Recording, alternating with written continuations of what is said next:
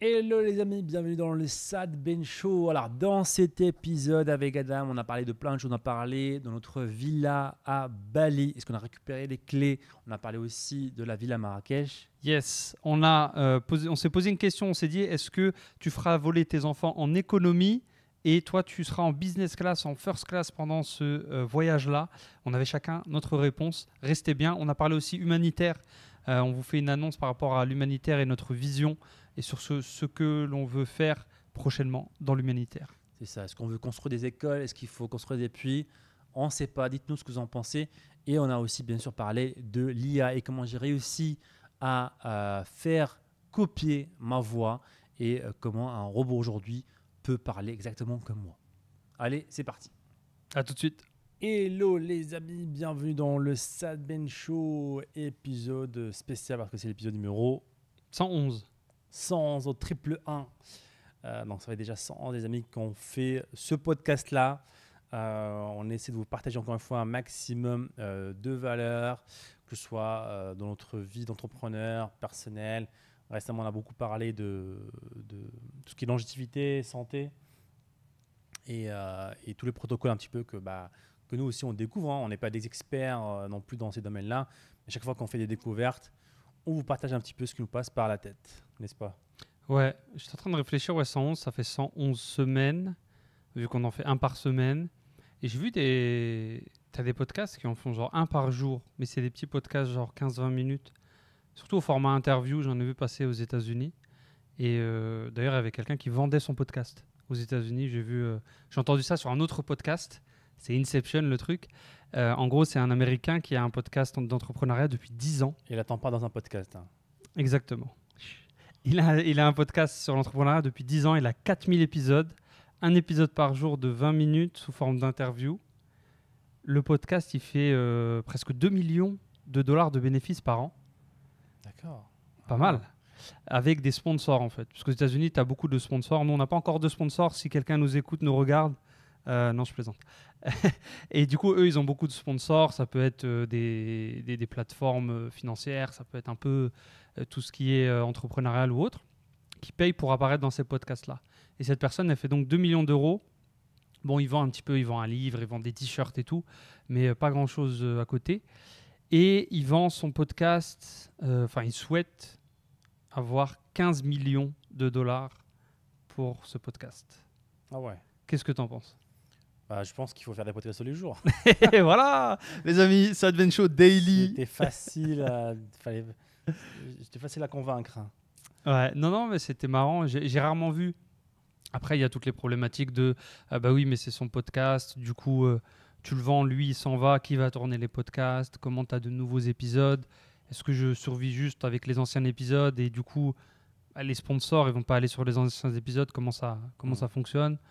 Après, je pense, ça dépend le format, comment il le présentait. Est-ce que c'était plus centré sur lui ou sur les invités? Les invités. Ouais, donc si c'est sur les invités, pour moi, il y a possible de faire une transition. Et ça, j'ai déjà vu, c'est difficile, mais j'ai déjà vu des chaînes YouTube faire cette transition. Parce qu'aujourd'hui, les réseaux sociaux, c'est un business. Hein. Ah bah, tu le vois là. Hein. Il y a des YouTubeurs qui sont millionnaires. Là, il y a MrBeast qui est bientôt milliardaire. C'est qui MrBeast? MrBeast, c'est le plus gros YouTubeur au monde. Je crois qu'il a dépassé le PewDiePie, je crois, en termes d'abonnés depuis un moment, ouais, je crois. Donc il fait des milliards de vues peut-être aujourd'hui. Et c'est le plus gros YouTubeur. En fait, il a pris le métier de YouTubeur et il l'a transformé. Et c'est très analytique en fait. C'est très analytique, une approche très analytique, Il a une équipe de production, il a des studios. Chaque vidéo, c'est un mini-film. Et là, aujourd'hui, chaque vidéo qu'il poste fait 50 millions. Au moins de vues. 50 millions de vues.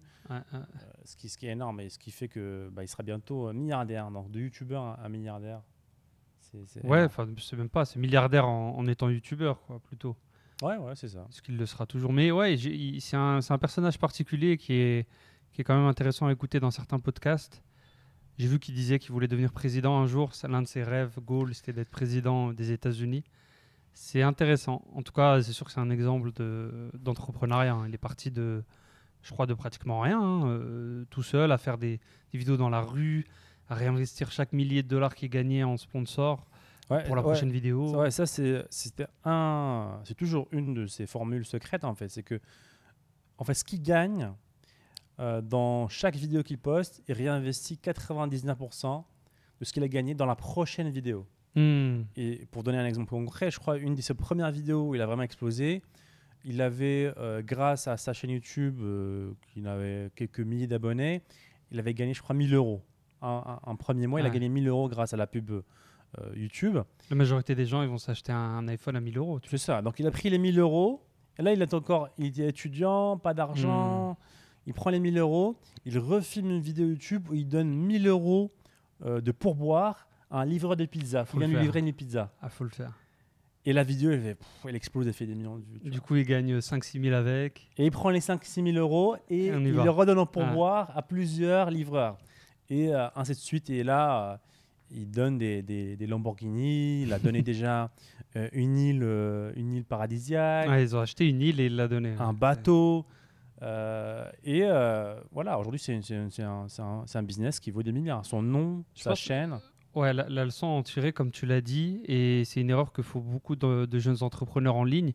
Et c'est aussi une incompréhension quand les gens on leur dit qu'on est parti de zéro, ils nous disent mais non, c'est pas possible. Tu parles d'avoir fait des dizaines de millions d'euros de ventes et tu me dis que tu es parti de zéro. Arrête, il est où papa, elle est où maman. C'est qu'on a complètement tout réinvesti pendant au moins 3 ans. On n'a fait que réinvestir tous nos revenus dans les pubs suivantes, dans le produit suivant, dans le recrutement suivant, dans le stock suivant, ce qui nous a permis d'arriver à ce genre d'échelle-là.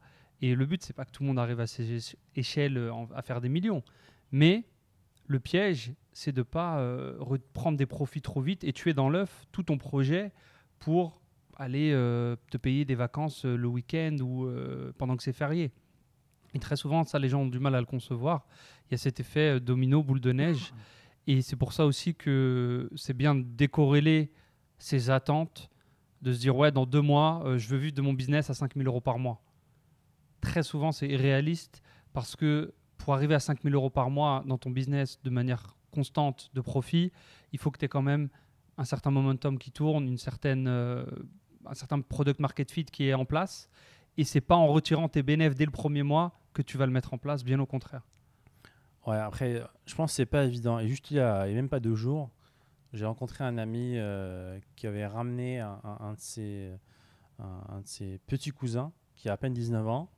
Il l'a ramené en Thaïlande pour faire de l'e-commerce, donc il le coach, tout ça.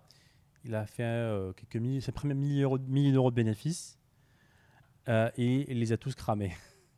Ah, les premiers, tu les crames tous. Ouais, il les a tous cramés, mais surtout, en fait, son attitude, en fait, c'est que, voilà, j'expliquais, voilà, le principe, machin. Il dit, mais attends, mais je fais quoi? Quand est-ce que je pourrais dépenser de l'argent, en fait? En gros, c'était nul, en fait, ton approche, en fait. Bien sûr, c'est pour pouvoir me profiter. Et je me dis, ouais, il a 19 ans, à sa place, est-ce que j'aurais pas pensé pareil, tu vois? C'est pas évident. Là, avec le recul, avec l'expérience, oui. Ah ouais, c'est le but du podcast, vous donner du recul. Hein, mais c'est sûr que nous aussi, dans une certaine mesure, oui, on a fait des dépenses trop. Mais je t'avoue, à la fin de la discussion, c'est comme si j'avais rien dit, en fait.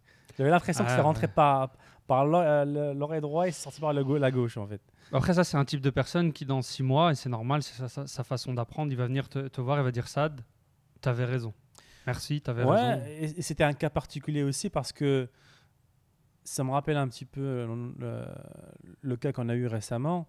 C'est qu'en fait, il a 19 ans, il est entouré de plusieurs personnes qui ont fait plusieurs millions d'euros, qui sont partis de zéro, qui s'occupent de lui, qui l'aident à chaque fois qu'il tombe. Ils sont là pour le relever, ils sont là pour financer ses pubs, ils sont là pour financer ses vacances.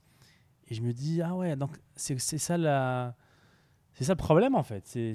Même s'ils ils ont une bonne intention, les gens qui sont autour de lui, ils veulent l'aider, etc. Mais en fait, ils ne rendent pas service. Et justement, c'est la discussion que j'avais avec mon ami. Je lui dis, écoute, là, tu as une bonne intention, mais tu es en train de foirer son éducation, sa motivation, sa discipline. Entrepreneuriat, en fait. ouais. Et ça se voit, en fait, dans la discussion, ça se voit dans il veut partir en vacances, il veut profiter, il veut faire la fête, alors qu'il a des problèmes récemment dans sa boutique, tu vois. Il l'a mis en pause et il veut faire la fête. Je dis, mais attends, tu peux pas lui apprendre à devenir entrepreneur comme ça, en fait. Il faut des deadlines. À la fin du meeting, le jeune homme de 19 ans, il n'aime pas trop, tu vois, parce que je lui dis, écoute, il faut des deadlines. Si tu fais pas ça, tu retournes. Il vient du Maroc. Mhm. Il dit, écoute, tu as 3 mois pour faire ça, ça, ça, ça. Il faut être discipliné, il faut faire ça, il faut faire ci, il faut faire ça. Si tu ne fais pas, tu retournes au Maroc. Il faut que tu arrêtes de l'aider financièrement et qu'il se dit, ah, Ah, ils ont réveillé. Tu vois. c'est too much là quand même. Je te fais venir en Thaïlande, je t'héberge, je te loge, je te nourris. Ouais. C'est même mon fils, je le ferais bosser un peu plus que ça. Ah non, mais c'était incroyable. Et genre, mais c'était incroyable. À un moment donné, il dit, écoute, parce que mon ami, il est aussi coach en fitness, il dit, et le jeune homme, il est en surpoids. Et il dit, écoute, on fait un challenge de fitness, je m'occupe de ta diète, je m'occupe de ton entraînement, du programme, et pour chaque kilo perdu, je te donne, je sais pas, 500 €, un truc du genre. Et le mec était là en train de commander des desserts devant nous, tu vois. À la fin de la discussion, on dit oui, oui, après il commande un dessert. C'est comme quoi, voilà, c'est pas toujours. Mais beaucoup de gens se disent, ah, si jamais j'avais quelqu'un qui était là. Ouais, ça c'est vrai. C'est pas toujours une bonne chose en fait. Hein. Et la plupart des gens qu'on connaît, nous, qui ont réussi, et nous un petit peu aussi, au début, on n'avait personne. Et justement, c'est ce qui fait que on construit cette résilience, cette robustesse en fait, qui est nécessaire. Ouais, tu crées une certaine dépendance potentielle et homme faible quoi. Tu Ouais, deviens un homme faible. Ouais, t'as toujours une roue de secours en fait. Ah, ouais, pourquoi travailler? Il y a mon cousin le millionnaire qui va s'occuper de tout, je peux faire la fête. Ouais, c'est... Bah, tu redeviens un enfant quoi, comme quand t'avais avant d'avoir 18 ans ou quelques années, t'es chez papa, maman, ça va. Ouais, Tout encore va une fois, c'est bien. pour ça que les challenges, c'est important. C'est important et c'est une force, encore une fois. Beaucoup de gens se disent, ah, moi, je suis dans une situation difficile, j'ai personne autour de moi qui peut m'aider. Non, c'est un avantage, en fait. Et là, on a carrément l'exemple. Les extrêmes, c'est sûr que les extrêmes sont jamais favorables. Si tu es couvé comme lui, et si tu es dans un extrême où tu n'as même pas accès à Internet, c'est sûr que c'est des situations pas top. Mais l'entre-deux, tu peux jouer tes cartes et c'est clair que vaut mieux peut-être être dans le côté, dans la balance qui penche, où je suis un peu plus en danger qu'en sécurité, si je veux évoluer. Si son but, c'est d'évoluer. L'évolution, elle vient du danger et pas du confort, comme on en a beaucoup parlé dans le podcast. Mais en tout cas, ouais, c'est un exemple intéressant et bah écoute, tu nous tiendras au courant sur les décisions qui sont prises. Hein. T'as facturé ton consulting ou pas là? Ah, c'était compliqué, c'était compliqué. Et du coup, faut élever les gens à la dure. J'ai vu passer, j'essaie d'être sur Twitter un petit peu en ce moment, pas mal en anglais, peut-être bientôt en français, qui sait si vous êtes sur Twitter, dites-nous en commentaire. Si vous êtes sur Twitter, peut-être qu'on se mettra à poster avec ça d'un petit peu. C'est que c'est une plateforme qui a repris le vent en poupe, ça qu'on dit en français, depuis que Elon l'a racheté. Aux États-Unis, en tout cas, c'est noir et blanc, quoi. La différence aujourd'hui de la popularité de Twitter, c'est devenu le réseau social à la mode, trending. À voir si ça arrive en France aussi et si on devient actif sur la plateforme.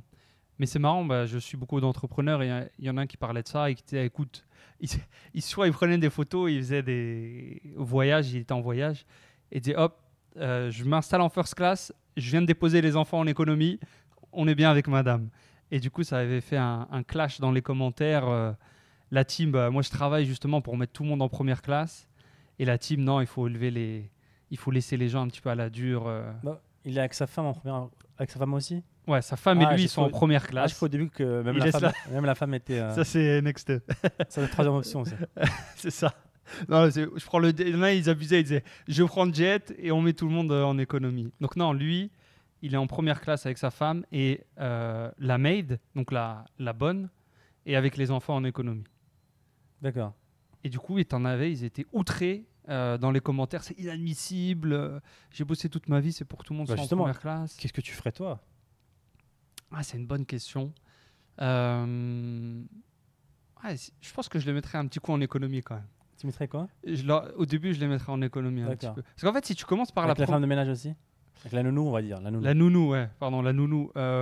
Oui, si j'en ai une à plein temps. Quand même, eux, ils font voyager la nounou avec eux, c'est pas mal. Hein. Donc, C'est pas mal. tout le monde a une économie, quoi. Je pense, ouais. Parce qu'en fait, si tes enfants, le premier avion qu'ils prennent, c'est de la first class, bah, ils n'ont pas ce voyage de, tu sais, d'upgrade, de monter des niveaux. Waouh, c'est ça la business, c'est ça la première classe. Tu as des joies d'avoir mérité aussi ça et de découvrir de nouvelles choses, en fait. Donc, attends, est-ce que c'est mérité ou est-ce que tu leur fais le parcours étape par étape toi-même? Je pense que C'est quoi je les mets en économie pendant une et quand année- ils le méritent, non, c'est pendant pas, une c'est année, pas c'est du temps. Ah, C'est au quoi? mérite, je pense. Donc, comment un enfant peut mériter une business class? Ah, ça dépend de l'âge après. Je sais pas, il a 11 ans. Ou ça peut être du comportement, ça peut être des petits trucs comme ça, tu vois. Ok, donc, Comportement global, des notes à l'école. et il peut redescendre en économie aussi? Pourquoi pas?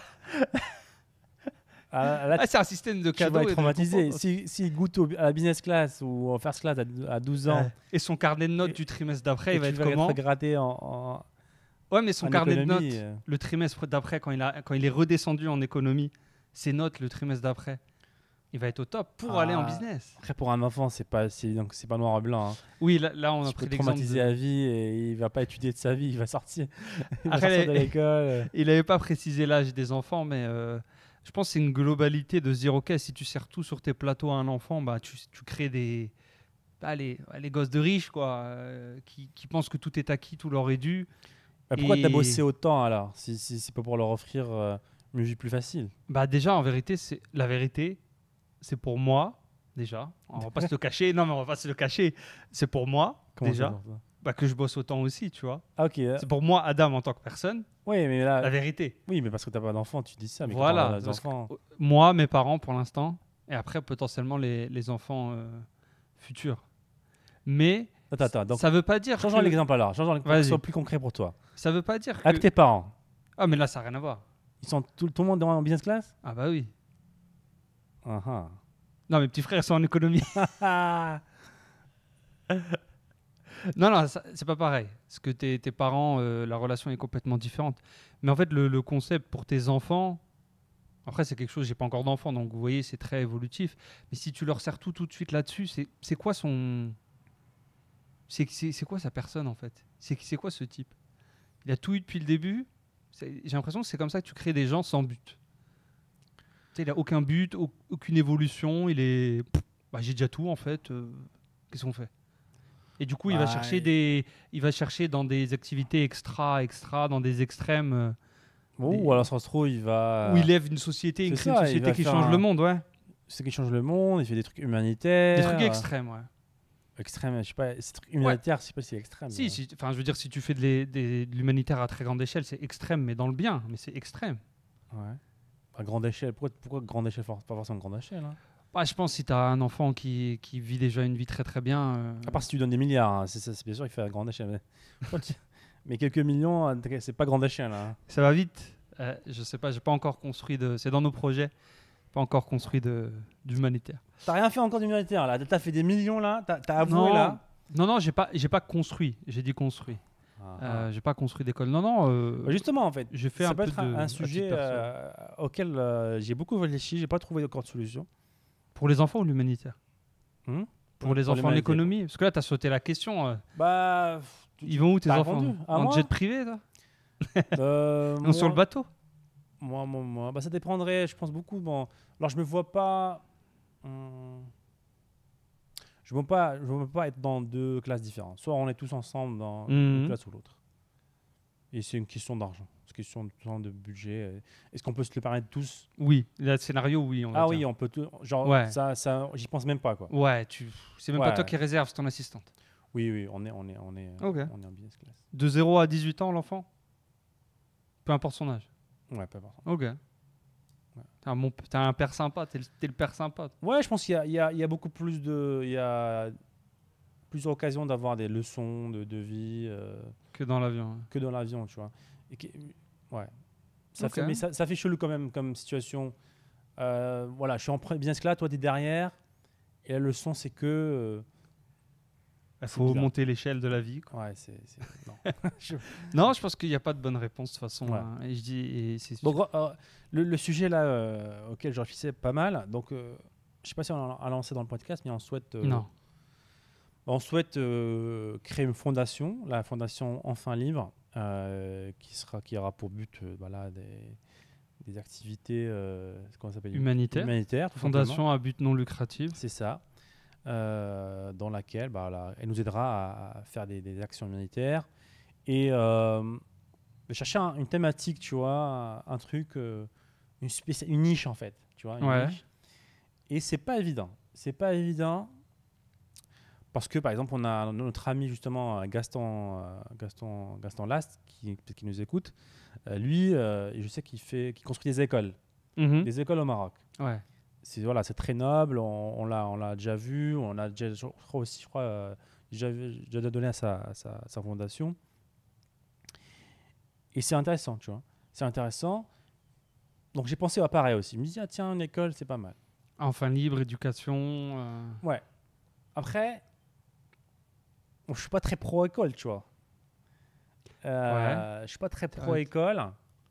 Après, là, on parle d'école d'enfants c'est ça, ouais. de 5 à 12 ans. Quoi. C'est vrai. C'était l'argument que j'avais aussi, c'est que voilà, tu l'apprends à lire, à compter, à écrire, voilà, à jouer. Mais même ça, en fait, ça forme un petit peu quand même. T'es formaté, t'es dans un moule, en fait. Dès dans l'enfant, on te met dans un moule, on te prépare pour les prochaines étapes. Et puisqu'en fait, si on construit une école, on n'aura pas la main sur, par exemple, le programme, par exemple. On n'aura rien à dire là-dessus. On ne pourra pas choisir un programme.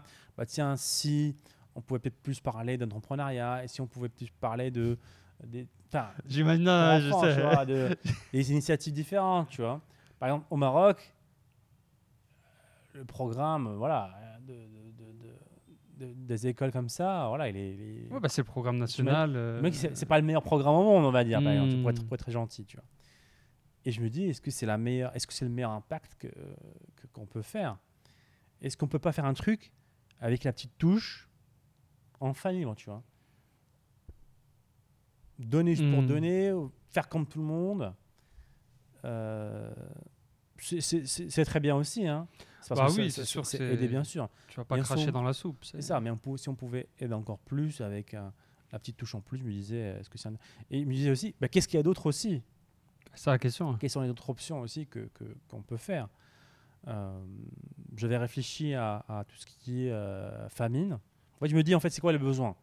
Mais si tu as faim, tu ne penses même pas à aller à l'école. Hein. Si tu n'as pas les besoins, l'eau et nourriture en premier. Tu ne survis pas, il n'y a rien derrière. Tu vois. Ouais, c'est les besoins qu'on retrouve beaucoup dans l'humanitaire. Eau, nourriture, éducation. C'est ça. Donc je me disais, justement, en fait, pourquoi tu choisirais l'éducation et pas la nourriture et l'eau? S'il y a des gens qui n'arrêtent pas même pas à survivre, tu devrais prendre l'eau en premier. C'est ça. Ouais. Et c'est un petit peu le débat que j'avais avec moi-même. Je disais, est-ce que tu le fais juste pour le prestige? J'ai construit des écoles. C'est des questions philosophiques, tu vois. Après, c'est des questions qui viennent plus tard, quand tu es à d'autres stades, de dire, OK, quelle est ta nouvelle mission, quoi. Ça se mûrit, j'ai pas de réponse. Tout se vaut, hein. Tout a son sens. Ouais. Et j'ai vu aussi un mec, ça c'est le niveau au-dessus, ça. C'est en fait, il y a en fait des agences qui classent les fondations, les mouvements par leur impact. Ça veut dire combien ils vont en retirer de cette somme d'argent que tu vas leur donner. Combien chaque euro va impacter, en fait. L'impact de chaque euro que tu vas leur donner. Et c'est classé, en fait, par niveau d'impact, en fait. OK. Donc, je dirais la façon la plus logique, c'est de faire... Comme le truc tout en haut. Ouais, c'est ça. Ouais. D'aller voir qu'est-ce qui fait le plus gros impact par rapport à ton euro. Tu fais ça, en fait. Parce que c'est le plus impactant. Ouais, souvent les gens, soit ils vont faire ça, soit ils vont faire un truc qui leur tient à cœur personnellement parce qu'ils l'ont vécu, parce que quelqu'un proche d'eux l'ont vécu ou pas loin de là où ils ont grandi ou autre. Et ils choisissent, c'est pas forcément le plus impactant, mais c'est eux, à titre perso, ce qui leur a tenu à cœur. Exactement. C'est ça le débat, en fait. C'est le cœur ou un truc qui... D'autres diraient que c'est égoïste. Hein. Oui. C'est pour toi c'est plus pour toi que pour les autres. Ouais, ça peut être pour toi, ça peut naître de toi, parce que c'est l'un de tes anciens problèmes ou quelque chose qui t'a touché quand tu étais plus jeune. Donc c'est sûr que ça vient de toi, tu es lié au truc, et tu as de l'humanitaire où tu n'es pas du tout lié au truc du tout, et tu n'en as jamais souffert, tu connais personne qui en a souffert, et tu es plus détaché, tu es plus en mode impact. Après, tu peux faire les deux, tu peux faire un peu des deux, tu peux mixer le cœur et l'impact. Tu as un petit peu Après, je libre dirais cours. l'argument pour le cœur, c'est que si ça te tient à cœur, c'est le côté émotionnel, peut-être que tu donnerais encore plus pour cette cause-là, tu serais encore plus motivé de le faire sur le long terme. C'est possible aussi, ouais, parce que quelque chose où tu es complètement décorrélé, peut-être tu seras moins impliqué, peut-être tu vas aller moins souvent sur place, tu auras peut-être ton petit graphique, oui, j'ai impacté X millions de personnes. Et je crois que les plus efficaces, c'est des trucs anti-virus, tu vois, dans des pays africains, des maladies, tu vois. Ah, ok. Genre, c'était acheter des sacs de couchage, je crois. Ah bon?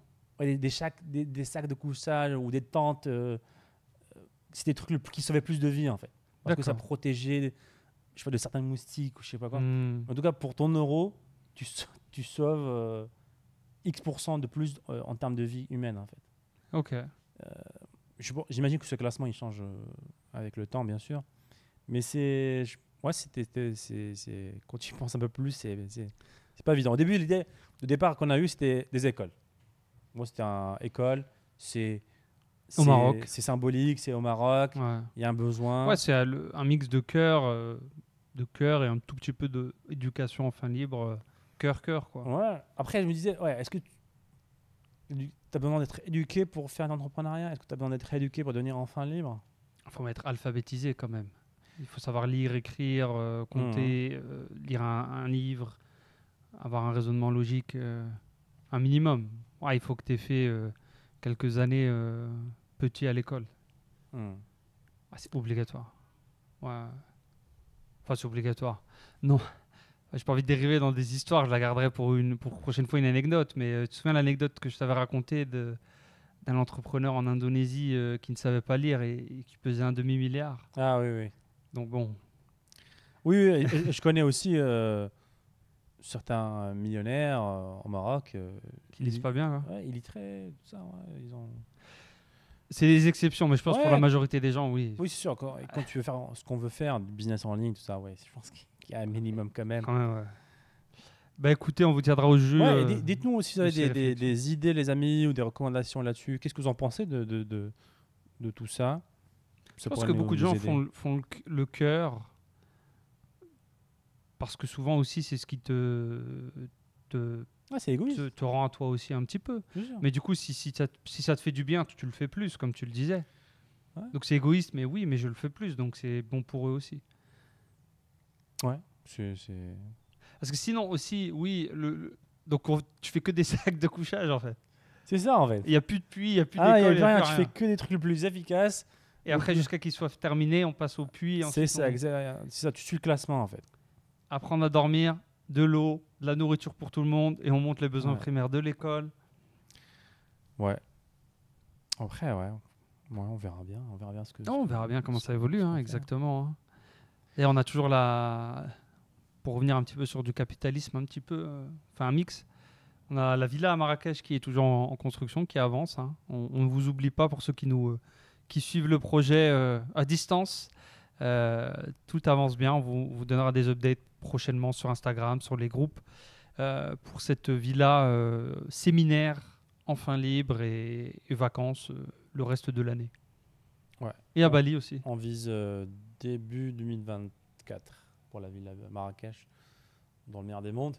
Et Villa Bali, on va récupérer les clés dans quelques semaines, donc dans 2 semaines. 2 semaines après, donc la villa est prête. On va voir. Par contre, on n'a pas vu les photos finaux en fait de la villa. Ils nous ont dit qu'on veut garder ça en surprise Et ouais, parce qu'on veut filmer l'arrivée, tout ça.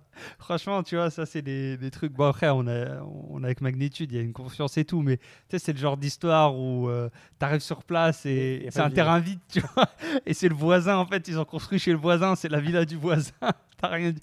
Tout le monde, quand on a dit qu'on construisait à distance, et au Maroc aussi, on a eu les mauvaises histoires, blagues aussi comme ça, que bah, on allait aller sur place et tu vas retrouver un champ avec deux, trois animaux, deux, trois canards là.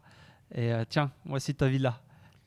Ah ouais, malheureusement, il y a déjà eu des trucs comme ça au Maroc. Lors de l'achat du terrain, on nous a dit bah, il faut vérifier que l'emplacement, c'est bien ce qu'il y a sur les papiers. Tu vois, tu fais une étude géographique, je crois.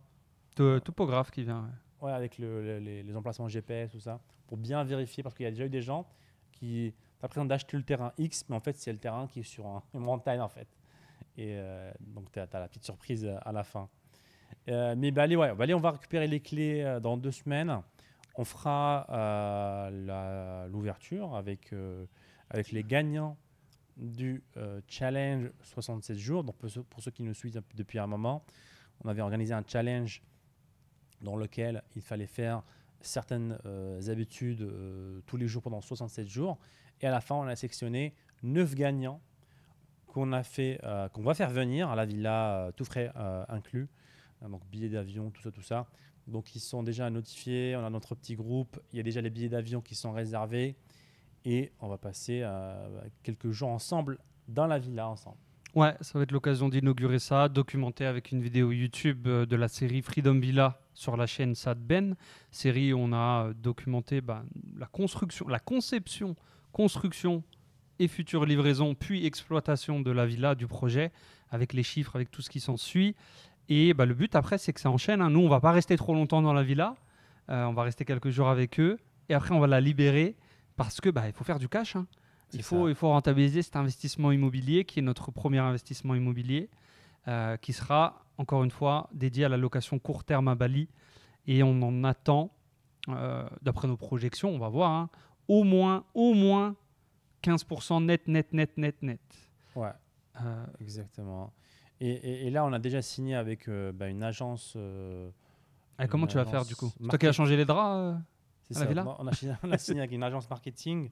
Donc une agence qui est sur place, qui va s'occuper de tout ce qui est sortie, entrée des invités, qui vont s'occuper de recruter une femme de ménage, Ouais. un mec pour la sécurité, un chauffeur, tout ça. Donc le staff de la villa. Et voilà, c'est Ça le pitch, ouais. nous, on fait rien. Le pitch, c'est que oui, c'est de l'investissement vraiment immobilier passif là, ce coup-ci, pardon, parce que on délègue ça à une société, bien sûr, avec une commission en échange, mais qui s'occupe vraiment de tout sur place et donc il s'occupe de la logistique sur place et du marketing en ligne en même temps. Enfin, marketing en ligne, c'est Un petit peu quand même. c'est ouais, ils vont créer un profil Airbnb, ils vont poster quelques photos sur les réseaux sociaux, notamment Instagram. Un petit peu d'Instagram, ouais. Et voilà, je sais pas si t'appelles ça Ouais, marketing. ils vont quand même utiliser aussi leur plateforme à eux parce qu'ils ont bien fait ça, tu vois. Ils ont plusieurs comptes Instagram vers lesquels ils vont shooter la villa et vice versa. Ils ont plusieurs comptes Instagram. Ils ont un seul compte. Ouais, ils ont celui aussi de Magnitude et de Ouais, Bali ouais. Superhost avec Après, qui ils sont bossent. pas, c'est pas des comptes qui sont énormes, hein. Je pense qu'il faudra, bien sûr, nous, qu'on apporte notre touche marketing. Il ne faut pas se reposer sur leurs efforts à eux. Justement, je pense que c'est notre point fort et c'était le plan depuis le début. Que nous, on rajoute notre petite touche marketing qu'on a appris dans l'e-commerce, dans le monde de l'immobilier, et justement faire la différence.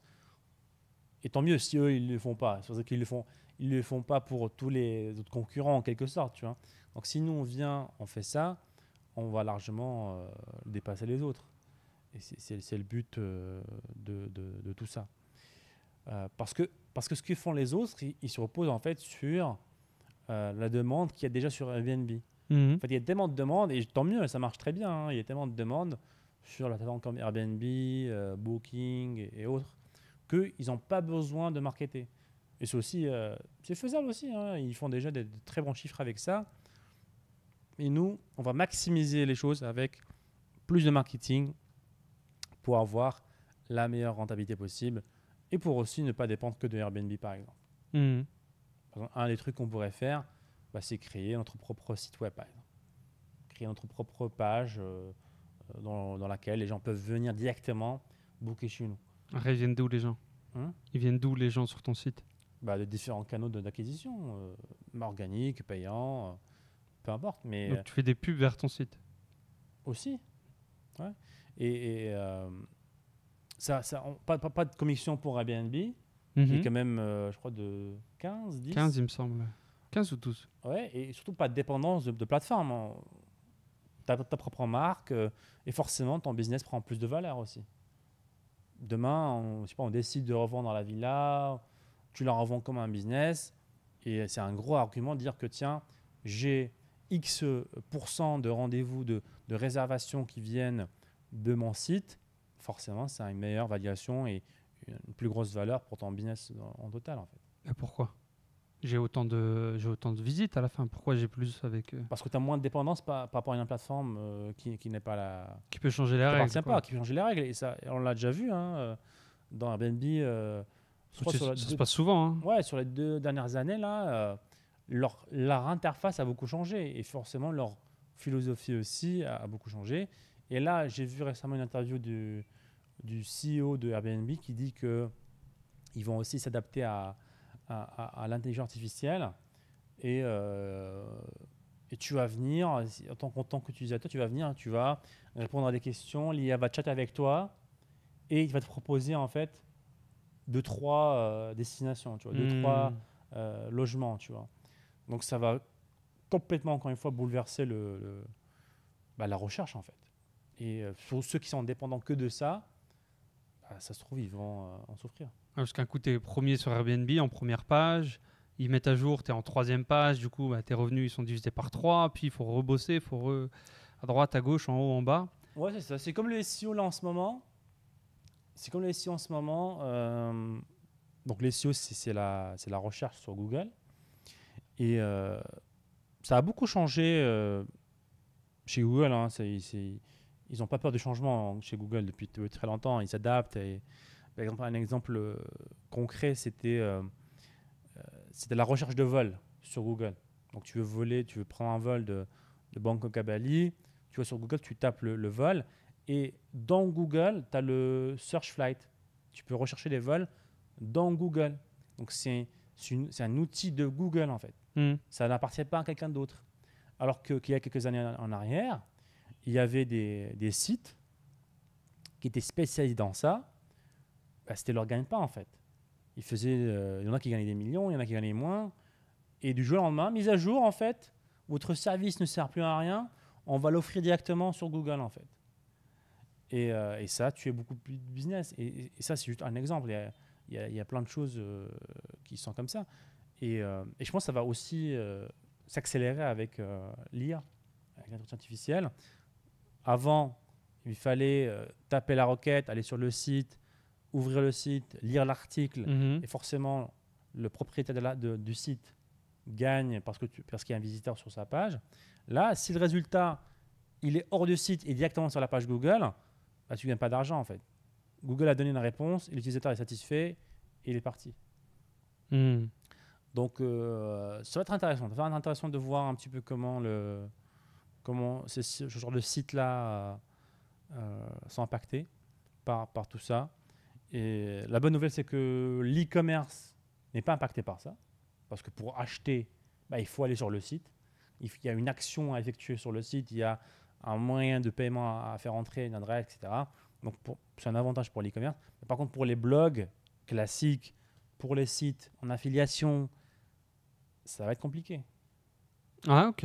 Bah écoute, on verra tout ça. Hein. Ça, c'est ma prédiction, ma prédiction du prédiction. jour. Prédiction de la semaine. Je fais une prédiction par podcast. Podcast, c'était la quoi dernière là fois, c'était on va plus faire d'emails nous-mêmes, plus déjà le cas aujourd'hui. On va utiliser juste ChatGPT et le podcast de la semaine dernière, c'est pour envoyer des réponses prédéfinies par les robots. Et là, je vous dis que les blogs et tout, c'est fini. Par contre, je pense qu'il y aura une tendance qui va venir dans les SEO, et c'est peut-être aussi une opportunité pour tous ceux qui nous écoutent. En fait, disons que tu veux acheter un truc. Tu veux acheter un ordinateur, un laptop. Tu vas sur Google, tu tapes meilleur ordinateur de gamer, de jeux vidéo, je sais pas quoi. Mhm. Donc avant, tu allais sur des sites, même aujourd'hui, maintenant, je dis maintenant tout de suite, tu peux aller sur des blogs où il y a des comparatifs, il y a des photos, des descriptions, ça c'est bien pour ça c'est bien pour ça, etc. Donc avec l'IA, Google va scanner tout ça, va te donner un résultat directement dans Google. Avant de cliquer sur le site, en haut, tiens, ça c'est les meilleurs, basta.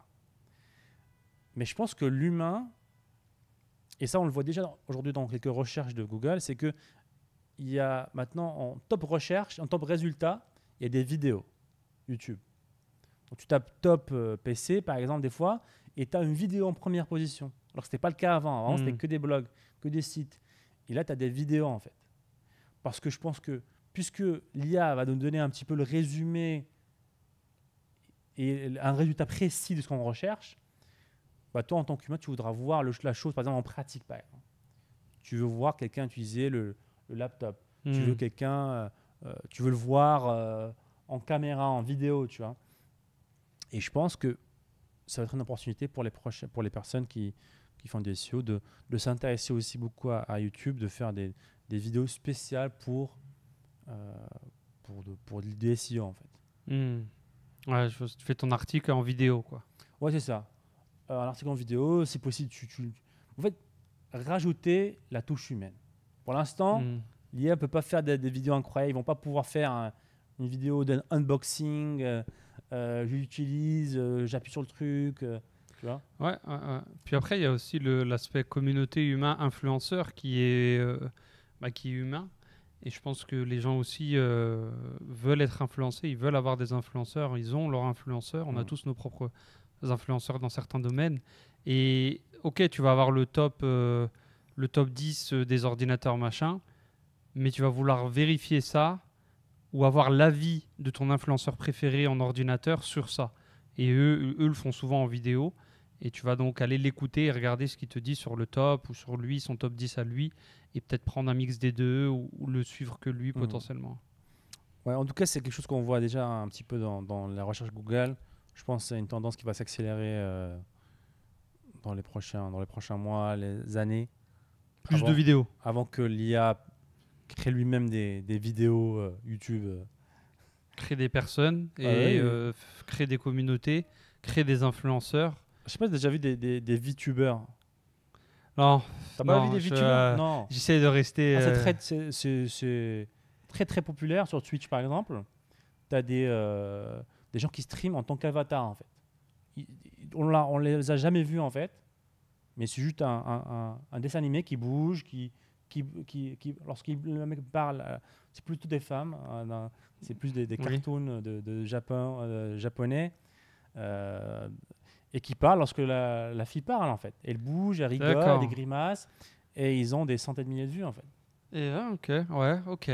Donc c'est ça. Et c'est en live, hein, c'est en direct, c'est-à-dire que ça suit le truc, ça suit la fille en live en fait. Et ça arrive, hein, ça arrive. Et justement là récemment, là j'ai fait une story sur Instagram qui a fait flipper pas mal de gens là. Franchement, ça a eu beaucoup de réactions. De gens qui ont peur en fait. Donc j'ai fait une story dans laquelle j'ai montré une IA qui a copié ma voix et qui a envoyé un message. Et justement, je lui ai fait dire tout un paragraphe que j'ai envoyé à ma famille. Et en gros, attends, je vais faire peut-être la faire écouter dans le podcast. Mais en tout cas, ça fait peur. Il y a un nouveau monde là qui arrive. Et je vais retrouver le petit passage. De toute façon, on avait déjà entendu, moi j'avais entendu à droite à gauche des choses encore plus poussées sur ce dont on vous parlait il y a 2-3 épisodes. Eh bien, juste pour vous dire, ce n'est pas ça qui parle, mais un robot qui a réussi à copier ma voix. Donc faites attention, si jamais vous recevez des audios de quelqu'un qui se fait passer pour moi, il faut toujours bien vérifier avec qui vous parlez. Et je vous souhaite une bonne journée. Donc voilà, là, les amis, progrès à faire quand même. Hein? Un petit progrès. Bien sûr. Mais il y a un petit progrès à faire, mais c'est quand même effrayant. Là, c'est une V0. C'est quelque chose qui m'a pris littéralement 2 minutes à faire. C'est un robot, je lui ai donné 3 minutes de mon audio original, tu vois, de ma voix originale. Donc, et il y a 40 000 configurations, j'y avais pas touché, tu vois. Et 40 000 configurations que tu peux, sur lesquelles tu peux ajuster plein de choses, j'y ai pas touché, tu vois. Mais résultat, quand même, derrière, je sais pas. Aujourd'hui, ça, t'envoies ça à ma grand-mère, ça passe, hein. Hmm. Ça passe largement. Ouais, c'est sûr, on en parlait de plusieurs épisodes. Tu vas avoir des nouveaux challenges en sécurité, en Et ce qui est fou, c'est tout ce qu'ils qui va peuvent avec. même, ils peuvent même avoir de l'émotion dans le texte, tu vois. Ouais. Ça, oui, j'avais déjà entendu une version, ce dont on avait parlé il y a 2 épisodes sur les influenceurs, Donald Trump, où là, le truc était littéralement parfait, la voix était parfaite, les blagues, tout Ouais. était parfait. Ouais, Moi, c'est juste question de data, en fait. Combien de Oui. data tu donnes au robot? Moi, j'ai donné 3 minutes. Bien sûr, tu donnes des heures et des heures et des heures, comme nous, on a dans le podcast. Un robot, je suis sûr, dans quelques... Allez, notre prédiction. Dans une année, je fais un podcast avec une version AI d'Adam. Allez. je sais pas. Je sais Ah, pas. Franchement, moi, j'essaie de rester un petit peu décorrélé de tout ça pour l'instant. Je trouve qu'il y a beaucoup d'objets brillants, encore une fois, mais et je sais qu'il y a des choses qui ne resteront pas, il y a des choses qui resteront, qui vont beaucoup changer aussi. Let's see, on verra. Ah non, moi, c'est en réalité. Moi, aujourd'hui, c'est simple. Des personnes que j'admire beaucoup, tu vois, que j'ai suivi pendant très très longtemps et que je respecte leurs avis, ils disent que c'est chaud. C'est chaud. Tu as récemment Elon Musk qui dit il a une crise existentielle en fait lorsqu'il pense trop à l'IA. Tu vois, sinon tu fais comme moi, tu penses pas. Et la vie est belle. Ouais, après, ouais, tu peux le mettre dans la tête Non, après, c'est sûr que avoir peur, c'est la pire la pire des options que tu peux faire. Parce que quand tu as peur, bah, tu prends pas les bonnes décisions. C'est sûr qu'il est certain qu'il faut pas avoir peur du truc. Mais en tout cas, comment dire, c'est un fait en fait. On y va en fait. On y va, on y sera. Il n'y a pas de choix. Il y a pas de choix. Soit c'est les États-Unis, soit c'est la Chine. Ils ne font pas confiance et ils courent tous les deux. Et l'Europe, non, on n'est pas bien en Europe là. Tu mets de côté. J'avoue, l'Europe, je sais pas toute, il y a personne. J'avoue, c'est. Ouais. Pour un truc aussi gros que ça, l'Europe n'est pas très impliquée là-dessus. L'Europe est occupée à faire régler d'autres choses en ce moment. L'âge de la retraite, c'est ça. Depuis bien longtemps. Non, ouais, beaucoup de choses. Avec l'IA, tout le monde sera à la retraite. Donc c'est une bonne nouvelle. Très bien. Voilà, la solution était là depuis le début. Tout à fait. Mais ouais. Bah après, let's see tranquillement. Déjà d'ici dans un mois, il y aura des nouvelles updates à chaque fois et on verra ce qu'on peut le faire. Déjà, les premières applications au quotidien pour nous. Et de là, on verra comment ça se profile. Ouais, là, récemment, si tu vas avoir un petit peu peur, récemment, Google, ils ont sorti un gros document pour justement parler un peu plus des dangers de l'IA. Qu'est-ce que ça peut... un des dangers, par exemple, qu'ils ont dit, c'est le hacker ultime, en fait. Il peut non seulement analyser un système, trouver les failles, mais trouver aussi la solution qui va exploiter ces failles-là, par exemple. Donc, tu vas avoir une phase où c'est plein de choses qui se font se faire hacker et tout le monde pourra le faire. Donc, tu as ça. Tu as bien sûr tout ce qui est, ce qu'on vient de dire, manipulation, des fausses vidéos, des fausses audios. Tu as récemment une photo, je sais pas si tu as vu du Pentagone. Tu l'as vu ça ou pas? Je crois que je l'ai vu, je suis pas sûr. Là, ça s'est passé. Là. En réalité, il y a eu une fausse photo du Pentagone américain avec une explosion, de la fumée, et ça fait chuter le S&P 500 pendant quelques minutes. C'est quoi le S&P 500? C'est le cours de la bourse aux États-Unis. Donc ça veut dire que tu peux manipuler la bourse, donc gagner de l'argent, beaucoup d'argent, en manipulant en fait Après, des vidéos, des photos. Non, c'est Je veux dire, c'est pas nouveau, quoi. La dernière fois, il y a des mecs qui se sont fait vérifier sur Twitter, ils ont mis un tweet, le cours de la bourse est Bien tombé. sûr. Tu vois, Mais on m'a appelé comment? c'est un casino, le truc. de toute Ouais, mais façon. sauf que là, tu le manipules à plus grande échelle. Parce Ouais, que tu tapes plus, c'est plus gros. c'est plus réel, c'est plus difficile de distinguer le vrai du faux. Parce que l'IA le fait. Avant, c'était un mec qui le faisait. Ça lui prenait 3 heures à le faire. C'était que les pros qui arrivaient à le faire. Là, Photoshop a sorti une mise à jour. Tout le monde peut la voir. Ma grand-mère peut parler à Photoshop et peut faire des meilleurs résultats que moi. Parce qu'il comprend le langage naturel, en fait. Elle peut littéralement parler avec Photoshop. Change-moi la photo, mets-moi, c'est la nuit, je veux que ce soit la nuit, en fait. Ok. Bah, c'est comme si c'était fait par un pro qui a passé 10 ans dessus, en fait. Et c'est ça la révolution, en fait. C'est que on va pouvoir parler un langage naturel à des logiciels. On pourra créer des sites web, des boutiques e-commerce avec un message vocal. Et c'est ça, en fait, ce qui fait peur. C'est que c'est accessible à tout le monde. Tout le monde pourra avoir accès à ça. Donc, ça va être marrant. Alors, la question à se dire, c'est comment toi, tu te démarques quand tout le monde peut le faire. C'est toujours les questions à se poser. Quand tout le monde peut le faire, comment tu te démarques de ce tout le monde? Déjà, je pense que aujourd'hui, c'est le faire avant tout le monde déjà. Parce que là, on parle souvent d'IA. Voilà, vous faites partie de la minorité. Moi, je n'utilise pas les IA. Hein. Je fais aucune IA, zéro. Ouais. Rien, tu vois. La vérité, rien du tout. Après, tu perds en productivité quand même. Hein, je pense. Tout ce qui est, si tu fais de la rédaction encore, en email, c'est dommage de le faire parce que l'IA peut le faire plus facilement, plus rapidement. Mais je voulais dire, ouais.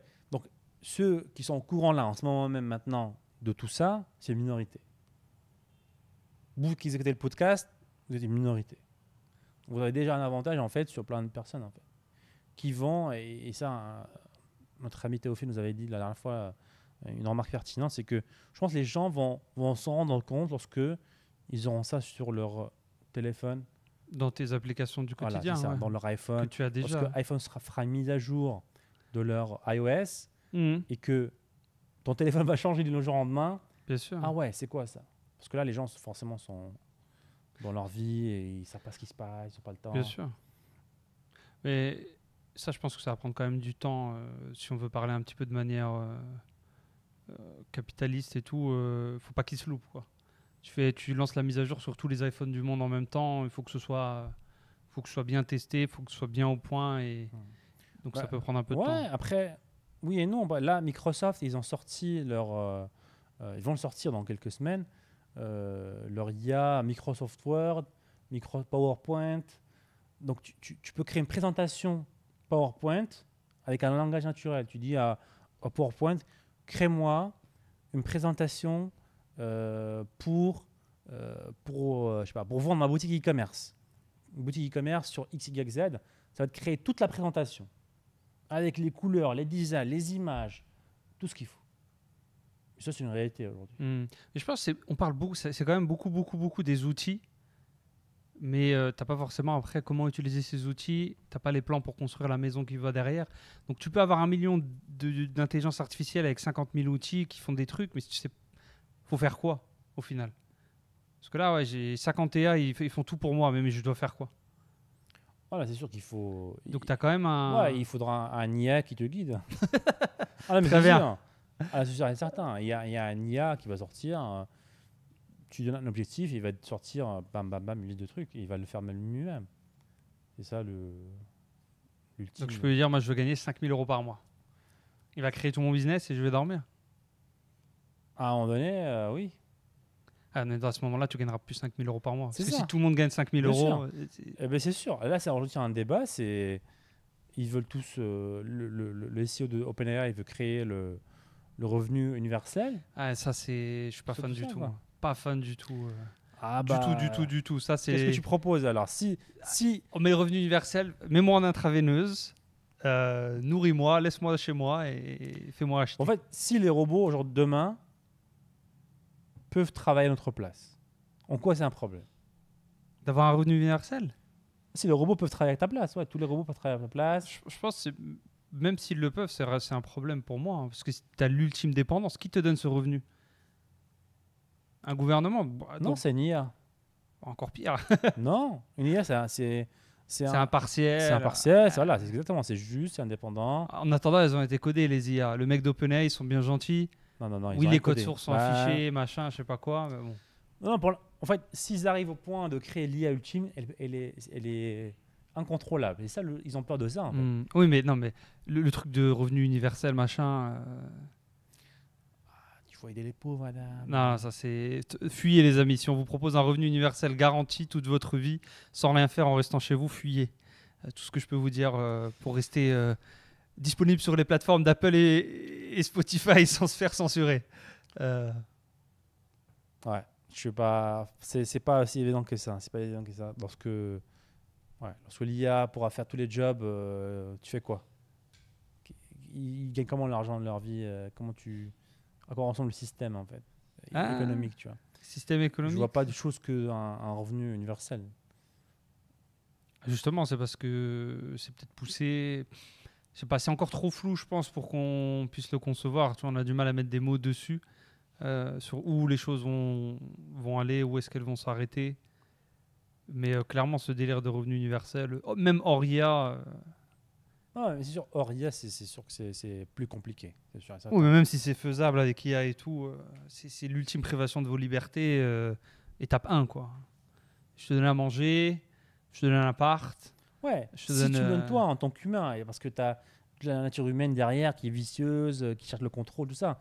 Mais si c'est un IA, on parle d'un truc qui est beaucoup plus intelligent que toute l'humanité réunie. Donc c'est quoi, lui, c'est le gouvernement Fois 1 mondial, million. l'AI? C'est lui le gouvernement mondial? Ouais. Ouais. C'est dans quel film, ça? Ah, c'est tous les films de science-fiction. Mais c'est ouf, hein, c'est incroyable. Ah, Ça paraît fou, mais c'est une discussion qu'on a aujourd'hui. Hein, c'est pas que nous, hein, c'est plein de gros dirigeants, encore une fois, que je respecte, que des philosophes, des scientifiques. Et j'ai beaucoup cherché justement un avis contraire, tu vois, un pessimiste, Mhm. quelqu'un qui dit non. C'est toujours des gens qui n'ont aucune idée de ce qu'ils disent, qui disent que non, c'est juste tu vois, quelqu'un dans la rue, ouais, non, il n'a aucune idée de comment ça marche. Mais tous les mecs qui ont un minimum de connaissances dans le truc, ils sont complètement d'accord. Et voilà, moi je respecte leur avis, quoi. S'il n'y a aucune personne aujourd'hui qui est contre, enfin pas contre l'IA, mais contre le fait que ça va avancer vite, qu'on avance vers ça, qu'il y a des gros problèmes économiques et de danger à l'humanité, tout ça, moi je me dis, écoute, ils sont mieux placés que moi, je vais respecter leur avis, tu vois. Moi, ça me donne envie d'aller acheter des terres au fin fond de je sais pas quel pays, du Kansas. Bon, pas les États-Unis en l'occurrence, mais tu vas là-bas, tu te mets ton générateur, tu te mets ton eau potable, tu fais ton kit, tu te formes, t'achètes une formation pour faire ça déjà. Et ensuite, tu te crées ta maison, ton truc en circuit fermé, catch de Faraday, machin, Nokia 3310. T'es hors du réseau. Tu rigoles, mais... Ah oui, il y en a qui... Bien sûr. Non, mais le président, le CEO de OpenAI, il a une île avec une île Ça va, je pense comme des milliardaires, ça fait plaisir. indépendante, tout ça. Et il le sait parce que lors du Covid, il était parti là-bas avec sa femme et ils avaient leurs propres fermes, les propres légumes. Ils étaient Les indépendants animaux. pendant plusieurs mois. Écoute, Il y a des phosphates et tout ce qu'il faut. faites ce qu'ils font et pas ce qu'ils disent. Donc si les milliardaires ils font ça, Acheter des îles, c'est ça. Acheter des îles. non, voilà. Ah, le mauvais conseil. Oui, à notre niveau. Lui, Ah il a ouais. une île. Nous, Moi, on ce que aura- je dirais là, on va dire dans le court terme, parce que dans le long terme, je vous cache pas que même moi, je sais pas. Enfin, personne ne sait. Mhm. C'est Elon Musk ou les dirigeants, les créateurs d'eux-mêmes de ce truc-là ne savent pas. C'est flou. C'est une phase bizarre de l'humanité. Mais dans le court terme, un pas devant l'autre. Le bon coin, terrain. Un pas devant l'autre, cabane, voilà. On commence par une Non, cabane, on non, commence. mais, moi, ce que je vois dans les prochaines années, c'est que déjà, beaucoup de salariés vont se faire remplacer par un IA. C'est sûr et certain, c'est déjà le cas aujourd'hui. Il y a déjà eu une société qui a fait le buzz là récemment. Ils ont viré je sais pas, 300 employés parce qu'ils voulaient créer comment ça s'appelle, Un syndicat? un syndicat. Ils ont tous été remplacés par une IA parce que c'était un service de chat, tu vois, de support par chat. Hmm. Et ça avait tout ça. Ouais. Donc la société les a virés, ils étaient tous remplacés par une IA.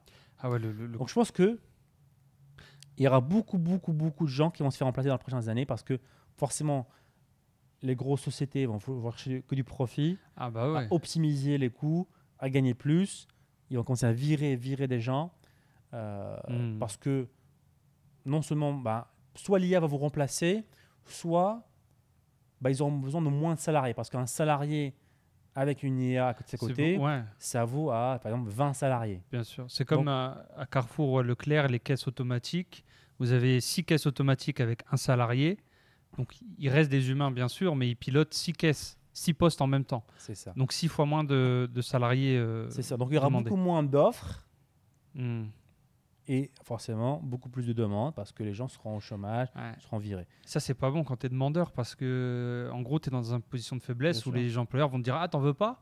Il y en a 50 derrière. Donc, c'est salaire minimum, t'es pas content, c'est pareil. Si tu trouves une offre, si tu trouves Mhm. un poste. Voilà. Donc, ça, c'est sûr et certain. Ça, c'est dans le court terme, parce que c'est à présent, je dirais même. Ça se déploie tout doucement. Mais là, on parle de quoi? On parle de support client, comptable. Ah non, mais ce qui est Illustrateur. je pense qu'il n'y a rien de. Ça va rien épargner, à part peut-être les métiers manuels, physiques, pour l'instant. Parce qu'il y a même Tesla là, qui vont bien sortir le robot humanoïde. Ils ont passé des années à le développer. Donc ça va être intéressant de voir ça aussi. Mais là, tout de suite maintenant. Conseiller en banque, tout en fait. C'est ça. Il y a même thérapeute, j'ai vu récemment. Tu peux avoir un psychologue. En ligne, ouais. Parce que la psychologie, voilà, c'est à l'école, ils ont un process, ils ont un protocole à suivre, une série de questions à suivre. Est-ce que tu n'as pas un exemple? Mais je sais que tu as quand même des gens qui vont te dire moi, je veux un thérapeute humain. Donc, tu auras une niche dans les métiers. Moi, je veux parler à quelqu'un dans le service client humain. Pourquoi tu veux parler à un humain? Bah, tu vas avoir une phase Ouais, mais d'adaptation pourquoi? parce que les humains, ils sont réels, tu vois.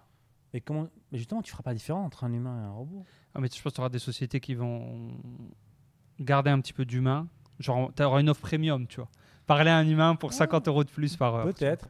Mais tu auras beaucoup moins d'humains quand même. Mais je suis sûr que les gens vont pas vouloir parler à un humain. Passe-moi un robot qui sera beaucoup plus efficace, Tu beaucoup plus penses? précis. Ouais, Ah oui, tous les mecs, c'est les pires au support, les mecs qui ont un téléphone.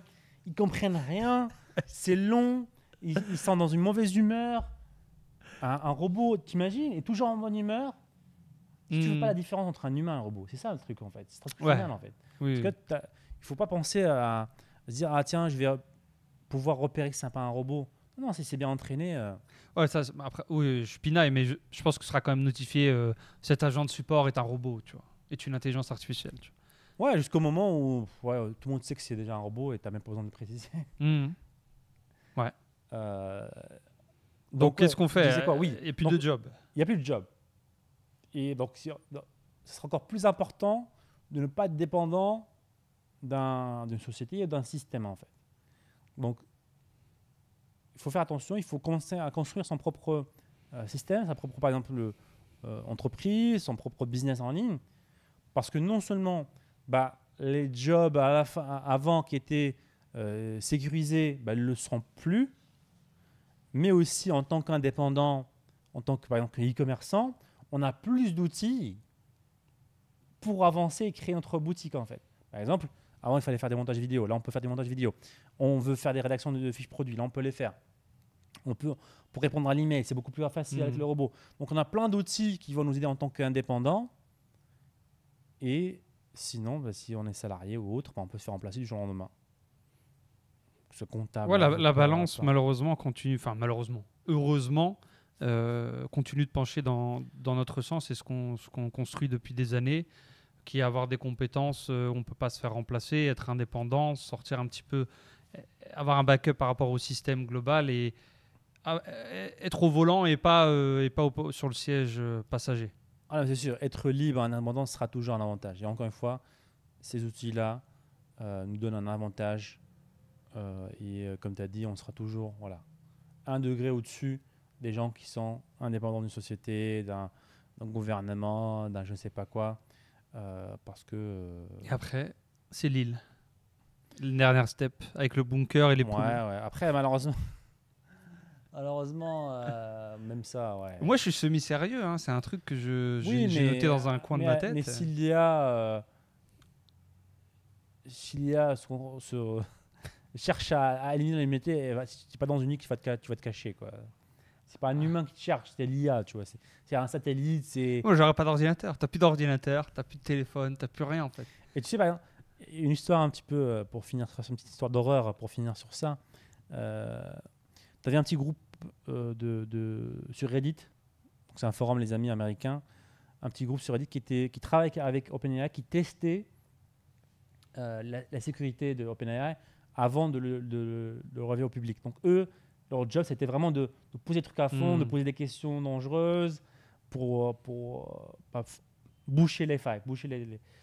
Et ils ont dit que la première question, donc c'était la première utilisation de ChatGPT, la première question qu'ils lui ont posée, c'est comment éliminer un maximum d'humains avec le moindre d'effort possible. Et il leur a donné un plan étape par étape. Ouais. Étape par étape. Et ça, c'est aussi un danger. C'est création d'armes biologiques.